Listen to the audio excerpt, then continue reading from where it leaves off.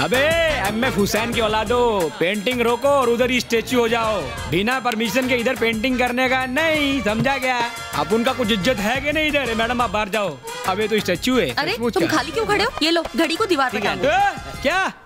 Aunty जी ने बोला टांग दो। तो एक काम कर, अंदर जाके चाय बना ले। तेरा दिमाग खराब है क्या? तू इधर हुल देने आया कि घड़ी टांगने आया? तेरी ये क्या किया? घड़ी क्यों तोड़ दी? ए आंटी, बिना परमिशन के इधर एंट्री मार के हमारी इज्जत का भाजी पाला कर डाला, ऊपर से हुल देती हो। कौन हो तुम लोग? क्यों शोर मचा रहे हो? शाने, इस एरिया में रहने के लिए मारी बाई का परमिशन लगता है, समझा क्या? अच्छा, गुंडागर्दी कर रहे हो? नहीं अभी तक तो कॉमेडी कर रहा था। गुंडागर्दी तो इसे कहते हैं। हाँ, ये गुंडा और ये रुको, हमारे ब्रोकर ने इसके बारे में कुछ नहीं बताया था। ये तो कह रहा है कि इसने बताया है। क्या? नहीं सर। कब बताया तुमने हमें? आप लोग को नहीं बताया था। तो फिर उनको बताया था।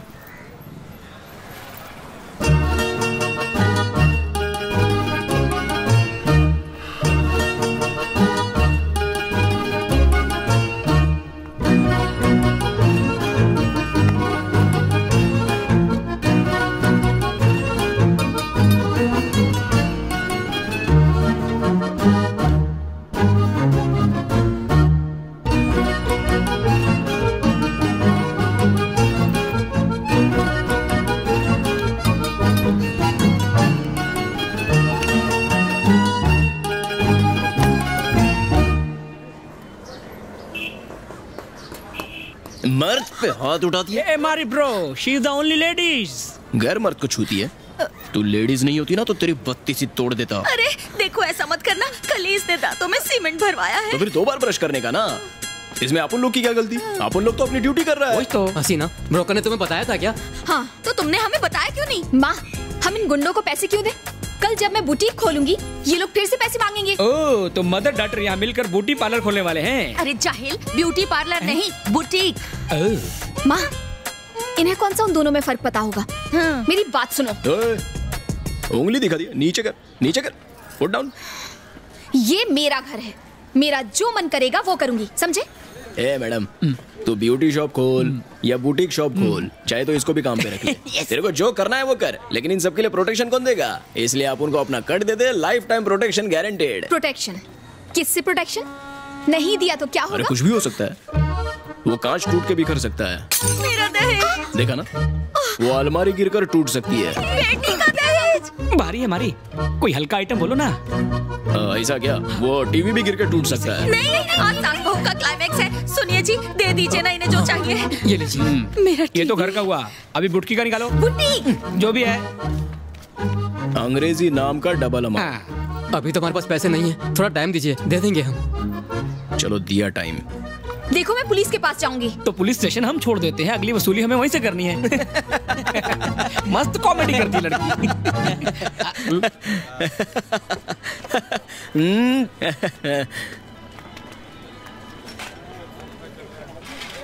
भाई, आप जैसे उस लड़की को देख रहे थे, ऐसा लग रहा था आप लव में गिर गए। काय का लव? पहली बार किसी लड़की के कान के नीचे सो जाने का मन किया था, लेकिन लेडीज लोग को अपन इज्जत देता है इसलिए छोड़ दिया। लेकिन भाई, मैंने करण जौहर की फिल्मों में देखा है कि हवा चलती है और हीरोइन स्लो मोशन में हीरो को गाली निकालती है, फिर हे करती है और हीरो को हीरोइन से प्यार हो जाता है। साले कितनी बार बोला कि उस नल्ले की पिक्चर मत देखा कर। साला इस लड़की के प्यार में पड़ने से अच्छा मैं बीमार पड़ जाऊँ। फिर तो मेरा रास्ता साफ है। क्या बोला? रास्ता साफ है, आगे ट्रैफिक नहीं है। वो फूलन देवी जरूरत से ज्यादा ही उड़ती है, उसको कंट्रोल में रख। लेफ्ट लेफ्ट लेफ्ट, संभाल कर, थोड़ा ऊपर। वही ठीक है। अच्छा ना?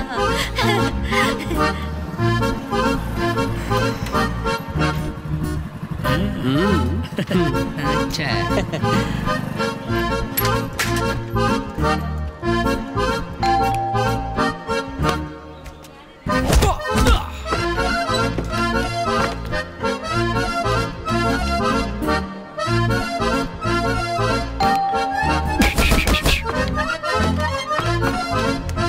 ये देखो माँ। हे, कहाँ छुप गए तुम सब? बेटा क्या कर रही? हिम्मत है तो सामने आओ।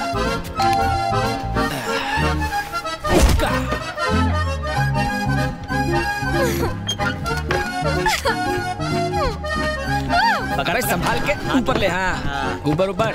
अबे क्या कर रहा है? सीधा ऊपर ले, ऊपर। हाँ, बस बस। ऊपर, ये ठीक लग रहा है भाई। हेलो, इसे यहाँ क्यों लगा रहे हो? हर साल इधर ही लगाते हैं, यही हमारा लकी स्पॉट है। यहाँ लगाओगे तो हम अंदर कैसे जाएंगे? इज्जत से सर झुका के, जैसे मारी भाई के आगे दुनिया झुकती है। चल फुट यहाँ से।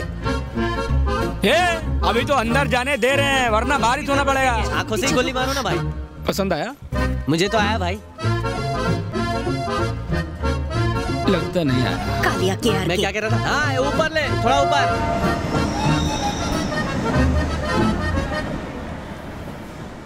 अरे गांव वालों सुनो। आगे बोलो, कूद जाऊंगा मर जाऊंगा। नहीं रे, ये अपुन का स्टाइल है। मारी बॉयज की तरफ से हवाई गोताखोर कबूतरों का मुकाबला खत्म हो गया है और अभी पिराई डिस्ट्रीब्यूशन होगा। जीतने वाले चुपचाप इनाम लेके जाओ। अरे हाँ, एक जरूरी अनाउंसमेंट तो रह गया। क्या? कुछ नकारा नल्ले लोग अपने कबूतर यहाँ सिर्फ इसलिए उड़ाने आते हैं ताकि अखबार के आखिरी पेज पे उनकी सड़ेली शक्ल की फोटो छप जाए। उनके लिए हमने QLX से जूने बर्तन खरीद के रखे हैं। मेडल भाई। जो भी है बांट दें गरीबों में।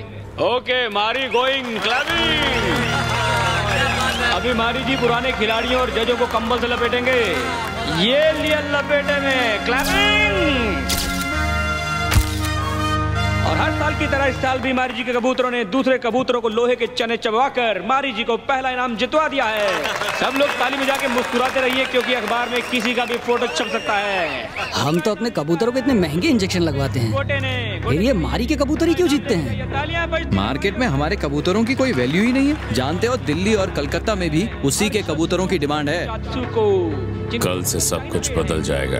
और अब बुलाऊंगा ग्रेट लूजर जो सिर्फ हारने के लिए पैदा हुआ है, पप्पू बंची। तू जा कर ले गया। पप्पू बंची तू है ना? ऊपर आ चल। आ रहा हूँ। ये लो, डालो बट्टा गले में। डालो। ताली ताली ताली। बस बस, बहुत हुई। बस करो बस करो। इस बार की हवाई गोताखोर कबूतर प्रतियोगिता पप्पू पंछी जी करवाना चाहते हैं। आप तो यहाँ के करता धरता हैं, आप हाँ कहे ऐसा तो... कंपटीशन करवाना हलवा खाने जैसा नहीं है। अगर लोचा लबचा हो गया तो मारी भाई का नाम खराब होगा ना। मारी भाई की प्रतियोगिता में लोचा नहीं होगा, हम पूरा ध्यान रखेंगे। तुम कंपटीशन कराओ और बेईमानी ना करो, इसकी क्या गारंटी है? तुम गलत समझ रहे हो, विजेता तो तुम ही होगे। हम तो प्रतियोगिता रखकर ही खुश हो जाएंगे और इसी बहाने मार्केट में हमारे कबूतरों की वैल्यू थोड़ी बढ़ जाएगी। किसी जमाने में मेरा भी नाम हुआ करता था, लेकिन लोग अब सिर्फ तुम्हारे कबूतर खरीदते हैं। एक छोटा सा फेवर मांग रहा हूँ। प्रतियोगिता के लिए हमारे पास पैसे और आदमियों की कमी नहीं है। एंट्री फीस से जो भी कमाई होगी उसका आधा हम आपको दे देंगे। तुम भी इसमें हिस्सा ले सकते हो, एंट्री फीस देने की जरूरत नहीं। सुन लो, कितना बड़ा दिल है ना इसका। सॉरी मारी, बस ऐसे ही कह दिया। ये मैटर टूर्नामेंट रखवाने का या पैसे कमाने का नहीं है। टूर्नामेंट की पवित्रता बनी रहे, ये इम्पोर्टेंट है। शिकायत का मौका नहीं दूंगा मारी, बस एक बार भरोसा करके देखो। मारी, इसे एक मौका मिलना चाहिए।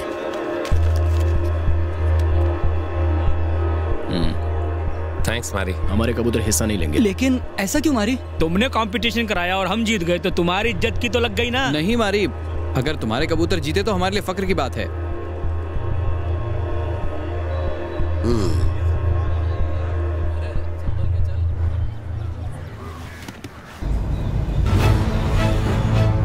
मैंने आपसे मर्डर की बात कब की थी? पी क्या है क्या? उस रात इसी जगह ये बात बताई थी ना। अरे आपका दिमाग तो ठीक है, यहाँ खड़े होकर उनके बारे में पूछ रहे हैं। सर मैंने तो ऐसे ही कुछ बक दिया था, मुझे तो उस चाय वाले सेल्वा ने ये सब बताया था। नहीं सर, मुझे सच में कुछ नहीं पता। अगर तेरे हाथ से चाय नहीं गिरती तो मान भी लेता। अब सच बता। कुछ लोग कहते हैं कि मर्डर नहीं हुआ था और कुछ लोग कहते हैं कि हुआ था साहब। वो कुछ लोग कौन है? वो मुत्तू है, 7 बंगलों में रहता है। मुत्तू कौन? अरे वो नशेड़ी क्या? एक मर्डर तो पक्का हुआ था साहब। हाँ। 8 साल पहले एक गैंग वॉर में एक मर्डर हुआ था, अपन को इतना ही पता है। कोई इन्फॉर्मेशन नहीं मिली। वैसे अनबू नाम का एक आदमी है, वो और उसका बेटा जेब कत रहे हैं। अनबू जो है पुराना खिलाड़ी है, पर बेटा 9 सीखिया है। अभी पिछले हफ्ते ही किसी की जेब काटते हुए पकड़ा गया था। केस भी बना है और वो इस बात से डरा हुआ भी है। ये FIR काफी है उसका मुंह खुलवाने के लिए। आज से 8 साल पहले मारी ने किसी का खून किया था। तुम लोग उस बारे में क्या जानते हो? मारी के बारे में? अरे नहीं सर, हम उसके बारे में कुछ नहीं जानते। आपको किसी ने, शायद आपको कोई गलतफहमी हो रही है सर। ओह, एक काम करो, इसके बेटे को लॉकअप में डाल दो। हाँ, इसके खिलाफ तो केस भी है। बापू, आप इन्हें सच क्यों नहीं बता देते? आप मारी के बारे में जानना चाहते हैं ना? तू चुप रह। क्यों? भला मैं क्यों चुप रहूं? वो क्या बिगाड़ लेगा हमारा? सर जो पूछ रहे हैं पूछिए। बिंदास बताओ, किसी को कुछ पता नहीं चलेगा, बता दो। उस वक्त वेलू का गैंग पावर में नहीं था। एक गैंगस्टर था पांडी, टॉप का गैंगस्टर था। वेलू और पांडी के बीच बिल्कुल नहीं बनती थी। एक दिन किसी बात को लेकर दोनों में झगड़ा हुआ। कहते हैं कि मारी ने गुस्से में आकर पांडी को चाकू घोंप दिया।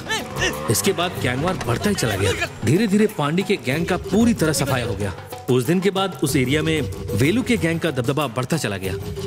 किसी ऐसे आदमी को जानते हो जिसने ये खून होते हुए देखा है? नहीं सर, मेरी जानकारी में कोई ऐसा आदमी नहीं है जो इस घटना का गवाह हो। पुलिस में केस तक रजिस्टर्ड नहीं हुआ और सर वेलू जैसे ही पावर में आया उसने तो फाइल ही गायब करवा दी। ये कैसे हो सकता है? इतने पावरफुल आदमी का मर्डर हुआ और केस नहीं हुआ। मारी उस मर्डर के बाद ही इतना बड़ा गुंडा बना, पूरा इलाका उससे डरता है। लेकिन पांडी को किसने मारा और कैसे मारा ये बात किसी को नहीं पता। किसी को कैसे पता होगा? जो बात हुई नहीं वो सच कैसे हो सकती है? सर आप खुद ही सोच के देखिए, एक गुंडा अगर किसी गैंगस्टर का कत्ल कर देता है तो वो हीरो बन जाता है। सर इतनी बड़ी बात वो छुपा के क्यों रखेगा? असल में ऐसी कोई बात हुई नहीं है सर। इस केस में सर फोड़ के आप अपना वक्त जाया कर रहे हैं। अरे अरे अरे अरे हसीना जी, आइए आइए आइए, खुद चल कर आई हैं आप? हाँ, मारी जी से मिलने आई हैं, मम्मी को भी साथ लाई हैं। देखो मारी, बुटकी वाली बूटी आई है। नमस्ते सर, हमें आपके बारे में पता नहीं था, इसलिए उस दिन आपके साथ इस तरह से पेश आए। सर हम आपकी प्रोटेक्शन मनी देने के लिए तैयार हैं, बस आप थोड़ा सा टाइम हमें दे दीजिए। पहले हम अमीरों की बस्ती में रहते थे, बिजनेस में बहुत लॉस हुआ, इसलिए हालत थोड़ी टाइट है। अपनी हालत तो रोज रात को टाइट ही रहती है, नहीं क्या? जरा अपनी हालत देखिए, पैसों की तंगी को आपसे ज्यादा और कौन समझेगा। उस दिन के लिए आपसे सॉरी कहने आए हैं। तुम्हारी बेटी को देखकर लगता नहीं है सॉरी बोलने आई है। बुटीक के पुतले के माफी खड़ी है। हसीना सॉरी कहो ना। सॉरी, मुझे नहीं पता था तुम कौन हो, इसीलिए उस दिन तुमसे बहस की मैंने। अब तो पता चल गया ना ये कौन है। कैसे बात की थी बोल? तमीज से। बदतमीजी से? हाँ, बदतमीजी से। किसी राजकुमारी की तरह? राजकुमारी की तरह। ऐसे पेश आ रही थी जैसे सर पे कोई ताज रखा हो। एकदम सही कहा, जैसे सर पे कोई ताज रखा हो। अरे बस कर, इतनी आंखें मत निकाल, गोटी की तरह बाहर निकल आएगी। ओ सोच के तो देख, बिना आंखों की चुड़ैल लगेगी। सॉरी बोलना। सॉरी।